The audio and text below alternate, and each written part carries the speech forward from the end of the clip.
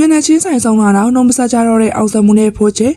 မကြသေးခင်ကနိုင်ငံတော်သမ္မတကြီးကိုယ်တိုင်တက်ရောက်ဖွင့်လှစ်ပေးခဲ့တဲ့ပြဿနာယုံကြီးရဲ့ဖွင့်ပွဲအခမ်းအနားမှာ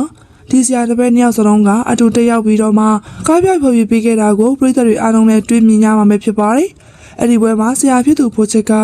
အဖွဲအပြည့်နှစ်သားဝတ်စုံနဲ့ခမ်းနားစွာကားပြဖျော်ဖြေခဲ့သလိုတပည့်ဖြစ်သူအောင်စမှုကလည်းရုပ်သိမ်းနှစ်ပါးသွားအကားနဲ့ပြည်သူတွေကိုအကောင်းဆုံးဖန်ဆားသွားခဲ့ရလည်းဖြစ်ပါတယ်။ဒါပေမဲ့ပြည်သူတွေသတိထားမိလိုက်တဲ့အဓိကအချက်ကတော့မျက်နှာချင်းဆိုင်ဆုံးတွေ့ကြပေမဲ့တယောက်နဲ့တယောက်နှုတ်ဆက်စကားပြောတာမျိုးလုံးဝမရှိခဲ့ပါဘူး။နှစ်ယောက်စလုံးကိုသမရကြီးနဲ့အတူတွဲမြင့်ခဲ့ရပေမဲ့တစင်ထဲမှာဖြည်းဖြည်းခဲ့ကြတဲ့တပည့်နှစ်ယောက်လုံးကအချင်းချင်းရောင်လို့တောင်ခေါ်ပြောမရှိခဲ့သလိုအမတ်တရလေးတပ်ပုံလေးတစ်ပုံတောင်အတူရိုက်ကူးခဲ့မရှိခဲ့ပါဘူး။အရင်တုန်းကအောင်စမှုကဖိုးချစ်ဆက်ရဲ့ဆက်ပွဲမှာပါဝင်ကားပြပူခဲ့တဲ့တပည့်အရင်တယောက်ဖြစ်ခဲ့ပူပါတယ်။ဒါပေမဲ့အောင်စမှုတယောက်ကိုယ်ပိုင်စက်ထောင်ပြီးတော့မှအောင်မြင်မှုတွေရရှိလာပြီးနောက်ပိုင်းမှာတော့သူတို့ဆရာတပည့်နှစ်ယောက်ဆက်ဆံရေးက